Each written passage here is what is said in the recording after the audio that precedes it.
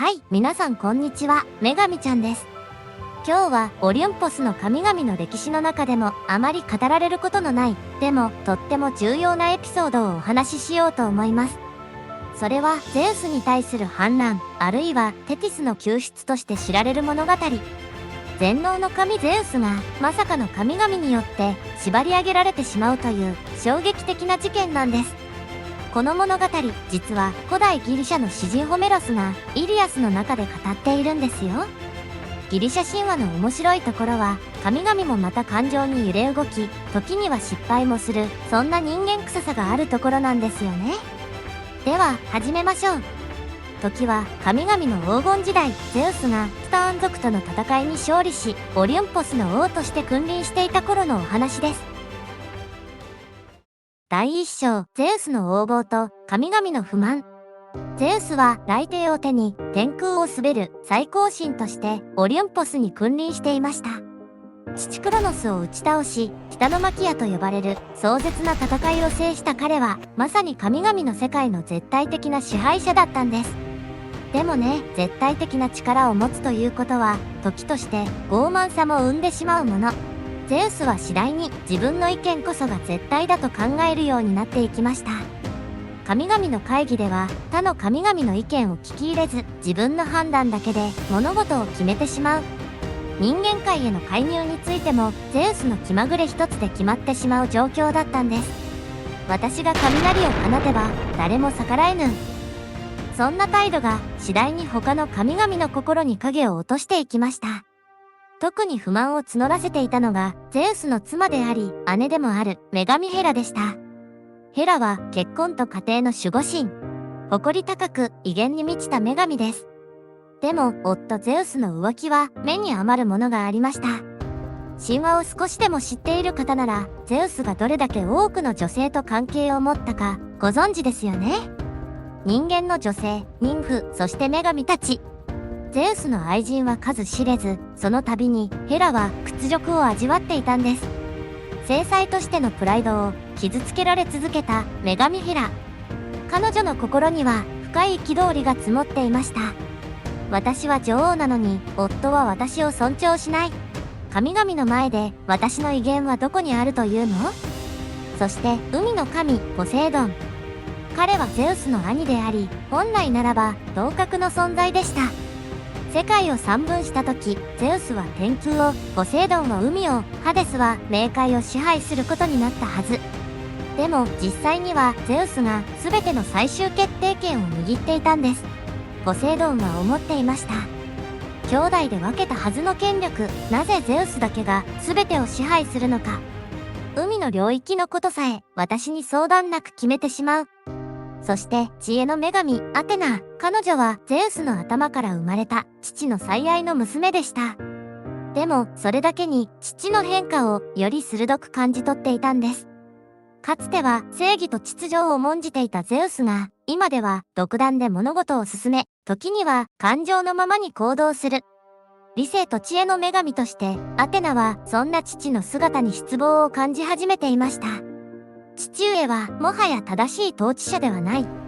このままでは神々の世界に真の秩序は訪れない。こうしてオリュンポスの主要な三柱の神々、ヘラ、ポセイドン、アテナの心に同じ思いが芽生えていったんです。ゼウスを一度その座から引きずり下ろさなければならない。現代で言えば企業のワンマン社長に対して取締役たちがクーデターを計画するようなものと言えば分かりやすいでしょうか。トップの横暴にナンバー2、3が立ち上がる。そんな状況だったんですね。第2章、反乱計画。ある夜、オリュンポスの宮殿の奥深く、三柱の神々が密かに集まりました。月明かりさえ届かない秘密の一室。そこで、かつてないほど大胆な計画が語られたんです。私はもう変えられない、ヘラが口火を切りました。あの方の横暴をこれ以上見過ごすことはできません。正妻としての私の立場も神々の秩序も全てが踏みにじられている。ポセイドンがうなずきます。同感だ。我々は兄弟として世界を分かち合ったはず。なのにゼウスは自分だけが王であるかのように振る舞っている。これは契約違反だ。アテナは冷静に分析します。父上を完全に倒すことはできません。それは新たな混乱を生むだけです。しかし一度その力を封じ、我々の声を聞かせる必要があります。父上に独断の危険性を悟っていただくのです。ではどうする？ポセイドンが問います。ヘラが答えました。縛るのです。父クロノスから奪ったあの黄金の鎖で。あの鎖は神々をも縛る力を持っている。他の神々も実は不満を持っています。明日ゼウスが深い眠りについた時、私たちが動くのです。この計画、実はとても大きなリスクを伴うものでした。もしゼウスに気づかれたら容赦ない罰が待っている。タルタロスの奥底に幽閉されるかもしれない。それでも三柱は決意したんです。それだけ状況は切迫していたということですね。そして計画には他にも数柱の神々が賛同していました。アポロン、アルテミス、そして他のいくつかのオリュンポスの神々。みんな表立っては言えないけれど、ゼウスの統治に疑問を感じていたんです。第3章、ゼウスの拘束。運命の日が訪れました。その日、ゼウスはいつも以上に機嫌が良さそうでした。昼間は神々と宴を楽しみ、夜にはたっぷりとネクターを飲んで、満足そうに寝室へと向かいました。何も知らずに。自分の最も信頼する神々が今まさに反旗を翻そうとしていることを。深夜、オリュンポス全体が静寂に包まれた頃、ヘラが夫の寝室にそっと近づきました。彼女の後ろにはポセイドン、アテナ、そして他の神々が続きます。みんな息を殺して。ゼウスは深く眠っていました。雷帝もその偉大な力も今は休息の中にありました。今よ。ヘラの合図とともに神々は一斉に動きました。黄金の鎖がゼウスの体に巻きつけられていきます。腕、足、胴体。神々の力を封じる特別な鎖。それはかつてゼウス自身が父クロノスから奪い取ったものでした。鎖が巻きつくごとに魔法の力が発動していきます。どんな神の力も封じる絶対の拘束。ゼウスの神力が徐々に抑え込まれていく。そしてゼウスが目を覚ました時にはもう遅かった。なんだこれは。全能の神の叫び。でも黄金の鎖はびくともしません。ゼウスは必死に力を込めますが、鎖は神の力を吸収し、ますます強固になっていく。雷を呼ぼうとしても力が湧いてこない。ヘラ、ポセイドン、アテナ、お前たちが。怒りと驚愕が入り混じった表情で、ゼウスは反乱の首謀者たちを見つめました。ヘラが一歩前に出ます。そうです、私たちです。あなたの横暴にもう耐えられません。神々の王としてあなたは変わってしまった。ポセイドンも続けます。我々はもっと公平な統治を求める。独断ではなく協議を。兄弟として対等な関係を。アテナが冷静に告げます。父上、これは反逆ではありません。イサメです。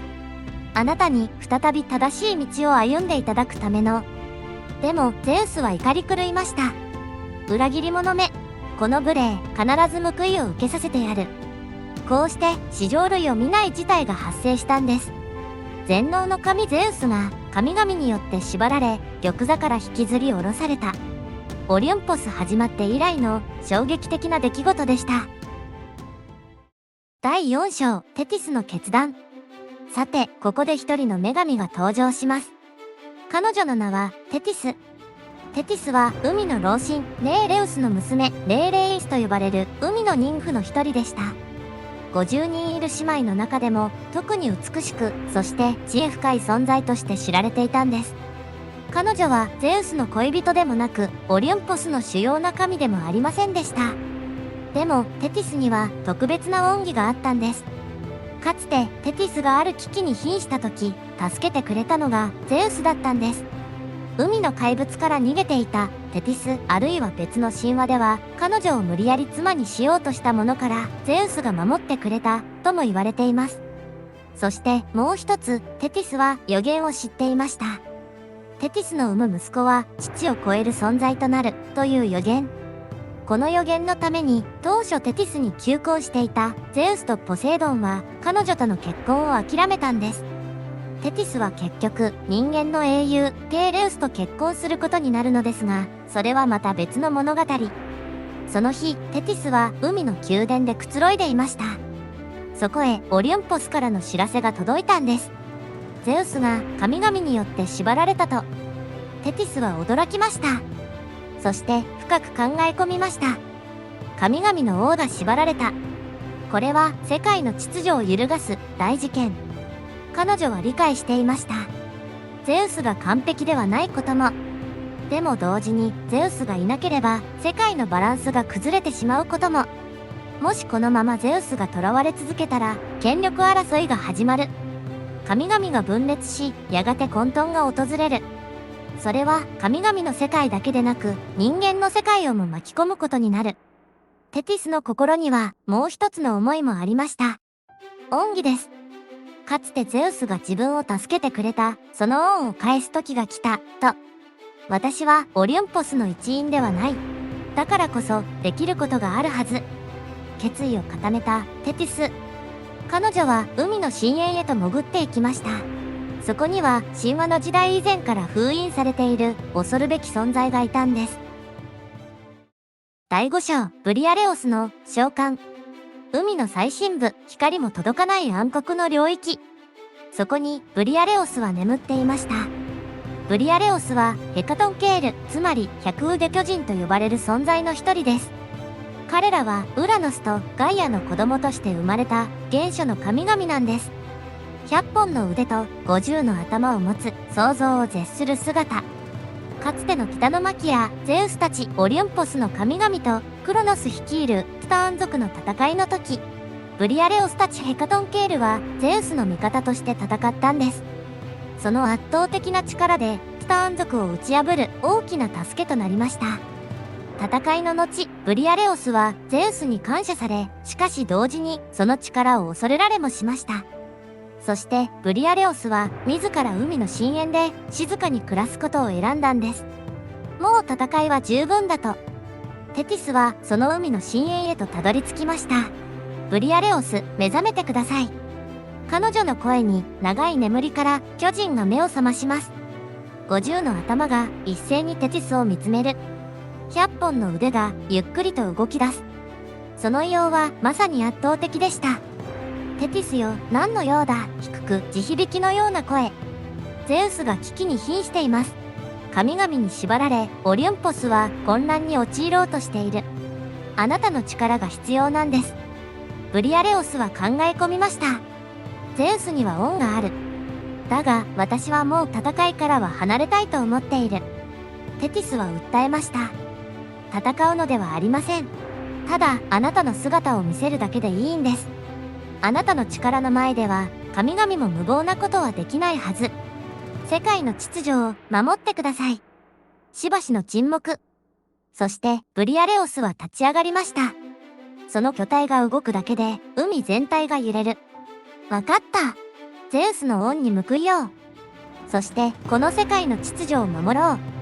テティスとブリアレオスはオリュンポスへと向かいました。海を割り空を突き、その姿は神々の山へと近づいていきます。第6章反乱の鎮圧。オリュンポスでは混乱が続いていました。ゼウスは黄金の鎖に縛られたまま怒りの声を上げ続けています。神々は今後の統治について激しい議論を交わしていました。ヘラは女王としての権限拡大を主張し、ポセイドンはより平等な3分統治を求め、アテナは理性的な協議性を提案する。でも意見はまとまりません。それぞれがそれぞれの正義を主張する。統一された王がいないということはこういうことなんですね。混沌です。そこへ地響きのような音が聞こえてきました。なんだこの音は。神々が外を見ると信じられない光景が広がっていました。海から巨大な影が現れる。100本の腕を持つ恐るべき巨人。ブリアレオス、その名を聞いただけで北のマキアの記憶が蘇る。ブリアレオス。神々は凍りつきました。あの戦いの時の圧倒的な力。100本の腕が巨大な岩を投げつける。50の頭が雄たけびを上げる。ティターン族でさえ恐れたその存在。ブリアレオスはオリュンポスの宮殿へと歩み寄りました。その隣にはテティスの姿。神々よ、ブリアレオスの声が山全体に響きます。私はゼウスの恩に報いるために来た。そしてこの世界の秩序を守るために。100本の腕がゆっくりと動く。その一つ一つが神々を圧倒する力を持っている。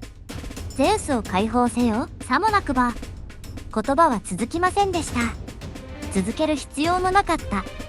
その姿、その存在感だけで全てが伝わったんです。ヘラは青ざめました。ポセイドンは一歩後ずさりました。アテナでさえその知恵をもってしてもブリアレオスに対抗する術がないことを理解しました。もし戦いになれば勝ち目はない。百腕巨人の前では神々の反乱など子供の遊びに過ぎない。ゼウスを解放しなさい。テティスが静かにしかし確固とした声で言いました。神々はお互いに顔を見合わせました。そして静かにうなずき合った。ヘラが黄金の鎖に近づきます。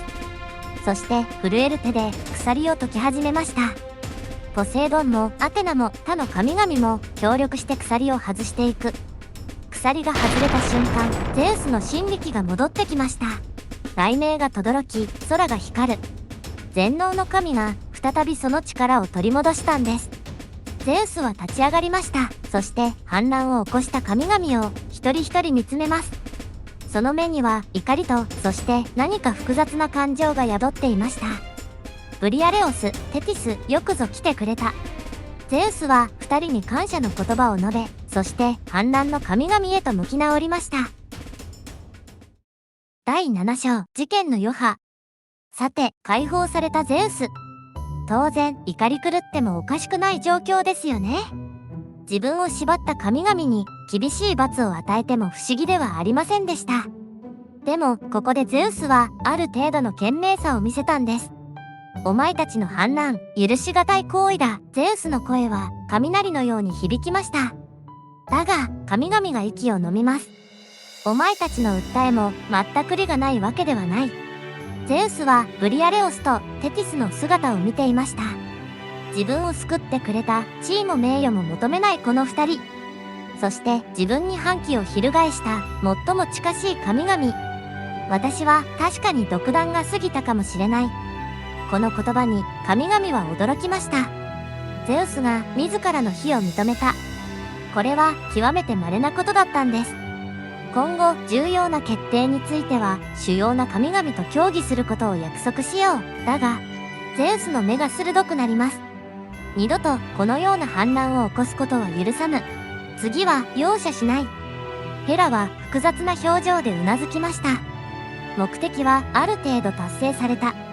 ゼウスに自らの行動を顧みさせることができた。でも同時にこの反乱が夫婦関係に新たな亀裂を生んだことも彼女は理解していました。ポセイドンは悔しさをかみしめながらも受け入れました。完全な平等は得られなかった。でも少なくとも発言の機会は増えるだろう。アテナは冷静にこの結果を分析していました。父上は学んだ。それで十分知恵の女神は長期的な視点を持っていたんです。そしてテティス、お前の恩義は決して忘れない。ゼウスは彼女に深く感謝しました。何か望みはあるか。テティスは静かに答えました。私はただ秩序が保たれることを望んでいただけです。ゼウスはうなずき、そしてブリアレオスにも礼を述べました。百腕巨人は再び海の深淵へと帰っていきました。その役目を終えて、こうしてオリュンポス史上最大の反乱は幕を閉じました。第8章、テティスという女神。この物語で最も重要な役割を果たしたのはテティス。彼女についてもう少しお話ししましょう。テティスは海の老神ネイレウスの娘として生まれました。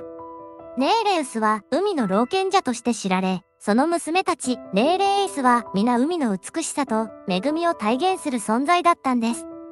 テティスはその中でも特別でした。美しさだけでなく知恵と勇気を兼ね備えていた。先ほども触れましたが、テティスには予言がありました。彼女の産む息子は父を超える英雄となると。この予言のためにゼウスもポセイドンも最終的には彼女との結婚を諦めたんです。もし自分の息子に超えられたら王位が危うくなりますからね。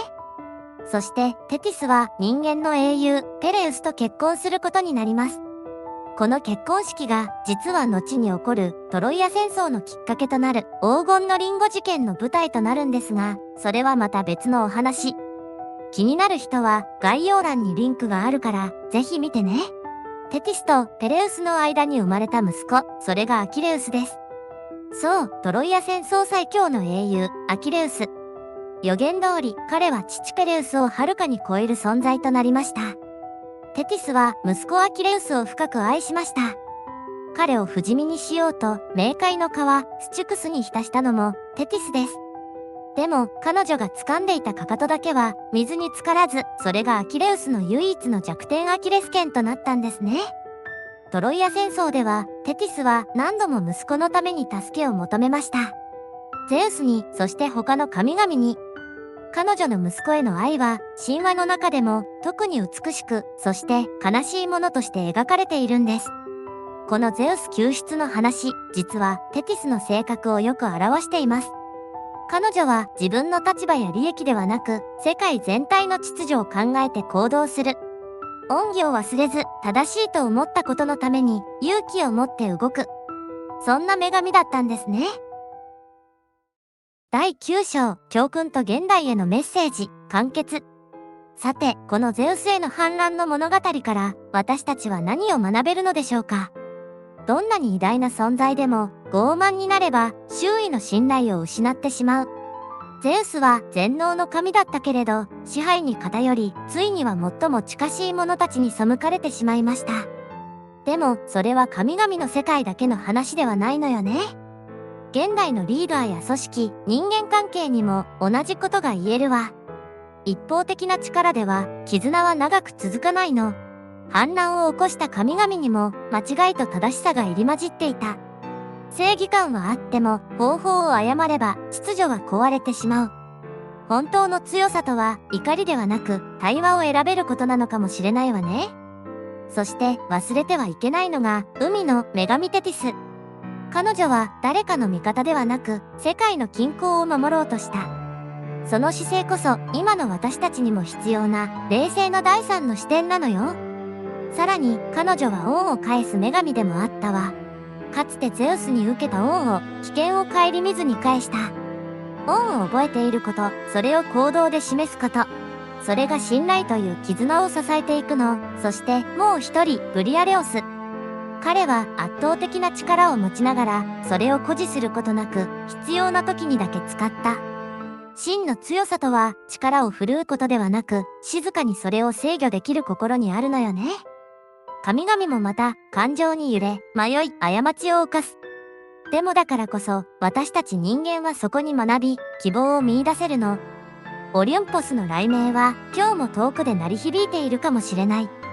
でも、その音の奥には誰かを守るための勇気と許すための優しさがきっと響いているのよ。